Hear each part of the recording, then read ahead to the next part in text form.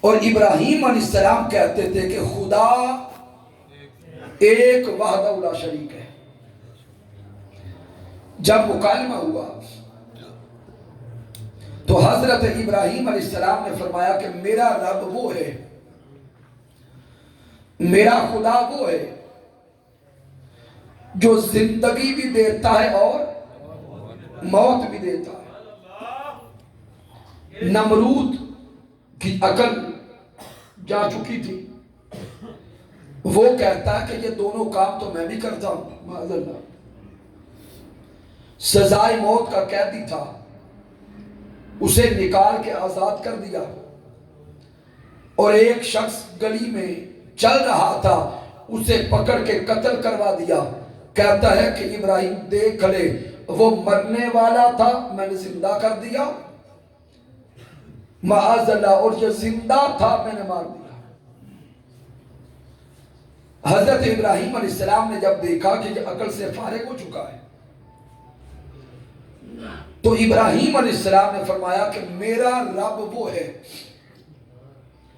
جو سورج کو مشرق سے نکالتا ہے۔ اگر تو خدا ہے تو سورج کو مغرب سے نکال۔ قرآن کہتا ہے فَبُهِتَ الَّذِي كَفَرَ، پس وہ کافر مبہوت ہو گیا۔ وہ نمرود سورج کو مغرب سے نکال نہ سکا، اور ایک بات معروف ہو گئی کہ اگر نمرود خدا ہوتا تو سورج مغرب سے نکال لیتا، اگر وہ خدا ہوتا تو سورج کو مغرب سے نکالتا۔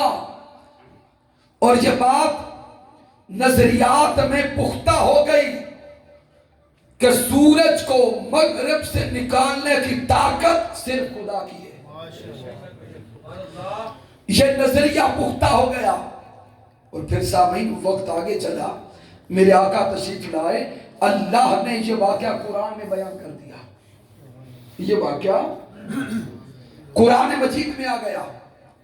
جب یہ واقعہ قرآن میں آ گیا تو یہ عقیدہ اور پختہ ہو گیا، صحابہ کرام کے نظریات بھی فائنل ہو گئے کہ سورج کو مغرب سے نکالنے کی طاقت صرف اللہ کی ہے۔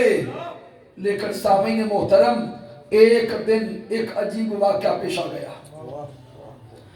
مولا علی شیر خدا کی نماز عصر رہ گئی، سورج ڈوب گیا۔ میرے آقا نے علی شیر خدا سے فرمایا، علی سورج تو غروب ہو چکا ہے، اب ادا کا وقت تو نہیں رہا، علی پھر قضا کر لے۔ مولا علی شیر خدا نے عرض کیا، سونے آقا آپ کی گود کا پالا ہوں۔ پہلی بار آنکھ کھولی تو آپ کا مکھڑا دیکھا، ساری زندگی سے ادا پڑھتا آیا ہوں، اور سونے مصطفیٰ آج بھی قضا نہیں پڑھنا چاہتا۔ میرے آقا نے پھر مسکرا کے پوچھا ہوگا، علی پھر کیا چاہتے ہو؟ علی کیا چاہتے ہو؟ تو علی شیر خدا نے عرض کیا ہوگا، سونے آقا میں تو مالک ہی کہوں گا کہ ہو مالک کے حبیب، میں تو مالک ہی کہوں گا کہ ہو مالک کے حبیب، یعنی محبوب و محب میں نہیں میرا تیرا۔ اے پیارے مصطفیٰ آپ مالک ہیں، سورج کو پلٹا دے، میں قضا نہیں ادا پڑھنا چاہتا ہوں۔ جامع الترمذی کو پڑھیں، سیاستہ کو پڑھیں۔ صحابہ کہتے ہیں ہم دیکھ رہے تھے کہ پیارے مصطفیٰ نے مغرب کی طرف انگلی کا اشارہ کیا۔ آقا تاجدار کائنات نے انگلی کا اشارہ کیا، یوں انگلی کو اوپر اٹھایا۔ صحابہ کہتے ہیں ہم دیکھ رہے تھے کہ جو حضور کی انگلیاں پر اوپر آ رہی تھی، انگلی کے ساتھ ساتھ سورج آ رہا تھا۔ تاجدار کائنات نے انگلی کے اشارے سے ڈوبے سورج کو مغرب سے واپس پلٹایا۔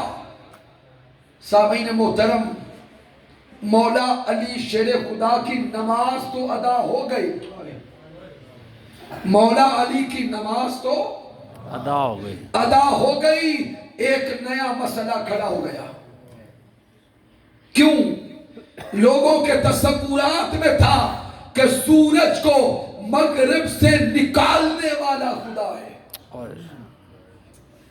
کیونکہ پیچھے سے نمرود کے واقعے سے یہ تصور آ رہا تھا، پھر قرآن میں واقعہ بیان ہو چکا تھا۔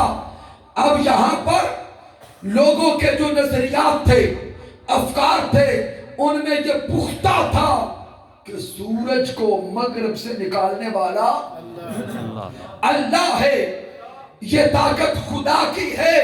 تو سامعین محترم، مولا علی شیر خدا کی نماز تو ہو گئی، لیکن لوگوں کے نظریات میں ہلچل پیدا ہو گئی۔ اب خطرہ تھا کہ کئی دنیا والے معاذ اللہ مصطفیٰ کو خدا نہ سمجھ بیٹھے۔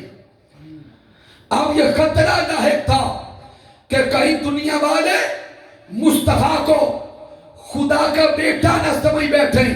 اس لیے رب کائنات نے فرما دیا، سبحان الذی اسری بعبدہ۔ لوگوں، ان معجزات کو دیکھ کر، کمالات کو دیکھ کر، چاند کے دو ٹکڑے کرنے کو دیکھ کر، سورج کے مغرب سے نکالنے کو دیکھ کر، میرے مصطفیٰ کو خدا نہ سمجھ لینا۔ یہ میرا مصطفیٰ جب معراج پہ جا رہا تھا تو تب بھی میرا بندہ تھا، جب پلٹ کے آ رہا تھا تو تب بھی میرا بندہ تھا۔